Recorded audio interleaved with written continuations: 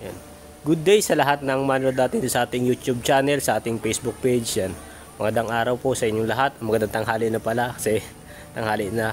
Ngayon, buti na lang, uminit kasi kanina, lakas ng ulan kanina, sobrang lakas silang oras din yung ulan kanina, halos bahanga na naman nga din sa tapat namin. Kaya siguro bukas tarikuakan na lang ko yan dapat kanina, kaya lang ay naisip ko nakaligo na ako kaya sayo magdudumi ulit pagka yun ay trabaho ko ngayon. Pagka nagkanal ako noon, syempre ano tayo nung basa nung ng ulan, yung nagbaha ng ulan. Kaya sabi ko bukas na lang siguro kasi nakaligo na tayo kanina eh.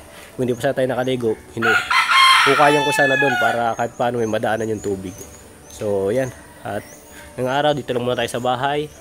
Antayin natin tumawag si Marcos bago tayo pumunta sa kanila kasi ngayon di ko alam kung saan kami mag-area. Kahapon galing na kami kay sila Jojo at Herlin, nakakatawa. Napanood nyo naman siguro. Kahit kami tuwan-tuwa na gano'n na yung ni Herlin, yung kumbaga yung pinagbago niya. At nakakalakad na siya ngayon. Medyo okay na. Hindi pa lang gano'n pero malaki yung naging improvement kumpara dati. Mas malaki yung niya ngayon. Mas malaki yung kumbaga possible na makalakad. At yun nga, nakakalakad na nga. Hindi pa lang gano'n katuwid pero someday basta tuloy-tuloy lang ni Herlin yun. Yung pag-practice niya ng gano'n, makakalakad din yun ng diretso. Kaya yun, at antayin natin. Kami excited rin kami sa magiging ni Herlin, kung makakalakad na siya na hindi na kailangan kumapit, hindi na kailangan may hahawakan, hindi na kailangan ng tungkod, ng ganyan. Yung kaya na niyang solo talaga, tulad ni Joy Joy. So yun, nakaka-excite na makita si Herlin na gano'n. Sobrang nakaka-excite. At si Nanay Isi naman, yun, nandiyan na si Nanay Isi, napanood nyo naman sa vlog ni Marcos. Ay, hindi pa yata in-upload na ba?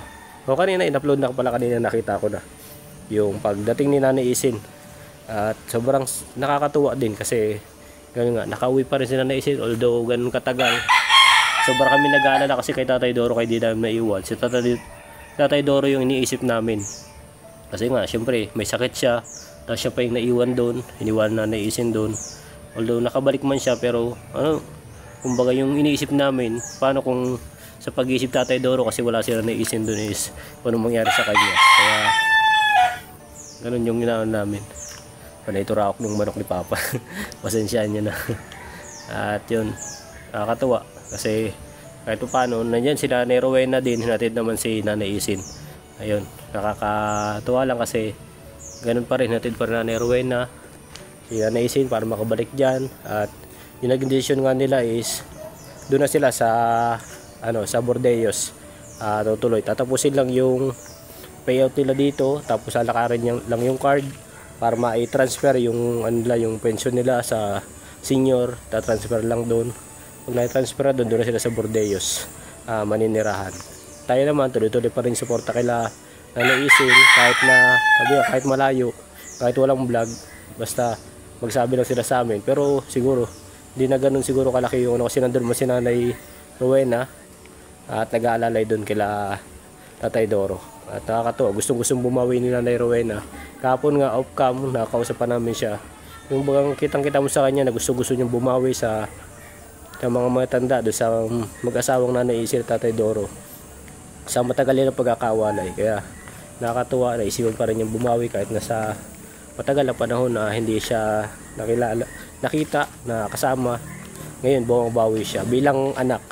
Sana lahat, kasi yung alam nyo naman yung kay Nanay Nona, yung mga anak niya is hindi ganun. Sana yung Nanay Nona, yung mga anak Nanay Nona is ganun din kay Nanay Nonay na nagpupursige na mapuntahan yung anak, mabisita, may uwi. Yung buong katulad ng Nanay Rowena na makabawi mo lang sa magulang nila. Sana maisipan din ng mga anak ni Nanay Nona yung ganung klase ng buhay ni Nanay Nonay. Lalo na si Nanay Nonay, mas kailangan niya ng alaga ngayon ng mga anak niya. Kasi ganun yung kalagayan niya. Napakahirap. Paano lang kung wala pa na tayo dito? Kung hindi natin nakakita si Nanay Nonay, paano na lang para si Nanay Nonay? Andiyan sa lansangan, wala nakakalam sa mga anak niya. Sabi nga namin, kung talagang yun, kung concern talaga yung mga anak, nung time pa lang na mapanood yung vlog namin, nag-contact na sila sa amin na sir, puntahan po namin yung nanay namin, nandyan pala. Matagal na namin hinahanap yan. At ngayon naman nakita naman namin sa vlog mo. Alam na namin yung location, pwede namin puntahan. Sana ganun yung naisip ng mga anak niya. Hindi at parang walang pakialam yung mga anak. Daming anak na nanay nonay. Napakarami niyang anak. Pero halos walang pakialam sa kanya. Wala mo lang nakaisip na ay, puntaan ko si nanay doon. At kasi ganun yung kalagayan, napakahirap ng kalagayan niya doon. Wala mo lang nakaisip na ganun. Yung nakakalungkot para kay nanay nonay. Na hindi kagaya ni Nanay Rowena, yung mga anak ni Nanay Nonay. Sana katulad ni, may isang anak ba lang siya na si Nanay Nonay na katulad ni Ate Rowena na handang kupkupin yung anak, ay handang kupkupin yung magulang, may uwi sa kanila, makabawi. Sana ganun. Sana ganun yung mangyari kay Nanay Nonay. Kasi nakakalungkot kung wala man lang anak na gustong umano kay Nanay Nonay. At ang hirap ng buhay dito, alam nyo naman yung sitwasyon Nanay Nonay, lalo na kami, mas alam namin kasi kami nakakita. Sabi nga namin, kami mas malapit, kami yung nakakaano kasi halos lagi namin pinupunta si Nanay Nonay.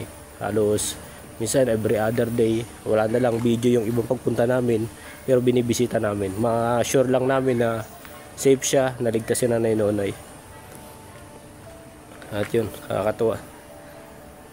Abangan nyo siguro yung sa susunod yung pupunta namin kay Tatay Doro kung ano pang maitulong natin doon sa pagbalik nila bago sila bumalik ng Bordeyos. Gagawin naman natin yung part natin dito habang nandito pa sila. Sagot naman muna namin ng team namin nila Marcos, at siyempre si Marcos ganun din. Marcos ang bahala sa kanila habang nandito pa sila, at tayo alalay lang tayo kay Marcos, alalay lang tayo kasi wala pa naman tayong kakayanan tumulong, wala pa tayong financially. Kaya ang ginagawa kong tulong na lang yung kaya ng katawan ko, mag-ayos ng kung anong maayos doon, magbuhat ng mga ayuda para sa kanila, mag-alalay sa kanila. Ganoon na lang yung ginagawa ko para makatulong sa kanila. At sana kahit paano sa ganung paraan ng pagtulong ko is nakakabawas sa ano nila. At yun, minsan naman minsan nakakausap ko rin sila Tatay Doro, napapayuhan ko din naman. Nakakatawa sa Tatay Doro kausap, nakakatawa. Kahit walang camera, sobrang siya. Alam niyo yung makwento na talagang makipagsabayan sa'yo ng kwentuhan, ng mga joke, gano'n. Nakakatawa si Tatay Doro. At yan. Siguro, antay lang natin sila Marcos mag-contact. Pagtapos siguro nun is, diretso na tayo sa kanila. At na ako, kakabihis ko lang din, kakatapos ko lang din maligo halos. At papatuloy lang tayo ng buhok, tapos diretso na tayo doon kila Marcos kung saan naman tayo mag-e-area. At yun nga pala, hindi pa ako meron na pala, hindi ko lang na naman nadala, nalimutan ko na naman. Sabi ko, makakalimutan na rin tayo, nakagaya na rin kay Marcos, kasama natin kay Marcos. May payong na akong nabili, kaso hindi ko nadala nung kailan ba, kahapon yata o kahapon, kasi hindi ko na ilipat doon sa bag. Nandun sa bag kong dala nung nagpa-Maynila kami, nandun yung payong. Hindi ko na ilipat sa bag na dinadala ko tuwing mag-e-area kami. At ngayon, dadaling ko naman siya, ilipat ko naman siya ngayon. Para sa ganon, laban tayo sa init, saka sa ulan. May protection tayo.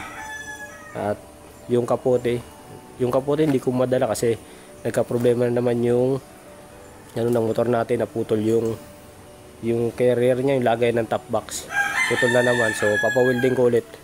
Pagka-welding nun siguro, so ako ilalagay yung top box. Sa ngayon, hindi ko muna nilagay yung top box kasi baka malaglag sa likod, putol na kasi. Kaya hindi ko muna nilagay. Pag napa-welding ko siguro bukas, papa-welding ko kasi kahapon alanganin na kasi nung napansin ko siya, gano'n na. Kaya sabi ko, bukas na lang. Bukas ko na lang ipa-welding. Paayos ko ulit dun sa nag-welding nun. Madali lang naman siya welding kasi crack lang naman. O siguro, palitan ko na lang din kasi tingin ko yung nabili ko kasi nun, local lang siya, 200 plus lang yun, kaya siguro ganun, mabilis maputol. Kaya siguro, orderan ko na lang ng bagong bracket na lalagyan ng top box. Tapos palitan na lang natin kasi kailangan natin lagi may top box. Lagayan kasi ng mga, pag umuulan, nagbabay kami umuulan, lagay natin ng bag para hindi nababasa. Tapos lagayan din minsan ng ayuda yun, yung top box ko. Lagayan kung anong pwede mailagay doon na kagaya ng kapote, mga dala natin, kapote, yung bote na lagay ng gas, yan. Lagi tayo may dalang bote na lagay ng gas kasi alam niyo naman yung motor natin, maliit lang yung tangke, mabilis maubusan ng gasolina, kaya may dala ko lagi na 1.5 na yung mineral yun sa Coke. may dala ko lagi ganun para in case na bibili, malayo yung lakad namin, nag-i-stock ako doon ng, pinupuno ko yun ng gasolina para maubusan mo sa daan, may stock tayo. Pag dating sa gasolinahan, saka lang tayo magagas. Yun. So yun, hanggang dito na lang muna. At antayin natin tumawag si Marcos, tapos diretso na tayo doon, area ulit tayo. Yun. Maraming salamat sa inyo, sa suporta nyo sa channel natin. Yun lang yung update ko sa ngayon. Pasensya na kayo, di tayo nakapag-update nung nakaraan. Kasi alam nyo naman, sobrang busy natin. May mga personal na lakad, may mga kailangang ayusin na inaalalay ko sila Marcos doon sa ano yun. Lalo't si Commander, kailangan din na alalayan, hindi mapwersa. At yun. Sa ngayon naman, okay na si Commander, kailangan lang talaga pahinga. Alam nyo, medyo maano lang, gusto pa rin niya laging kasama kami. Kaya yun, siguro antayin na lang natin. Pag medyo okay na siya, nakakaya ng bumiyahe, yun. Lagi natin siya kasama. Sa ngayon, pinagbabawalan muna ni Marcos na sumama pag ano, kasi alam niyo naman sensitive at baby yun. Kaya yun. So hanggang dito na lang. Maraming salamat sa inyong lahat. Sana suportahan nyo lagi yung team namin, Marcos Team, at itong channel natin, at syempre si Marcos TV channel, si Commander na Marcos. Maraming salamat sa inyo. God bless.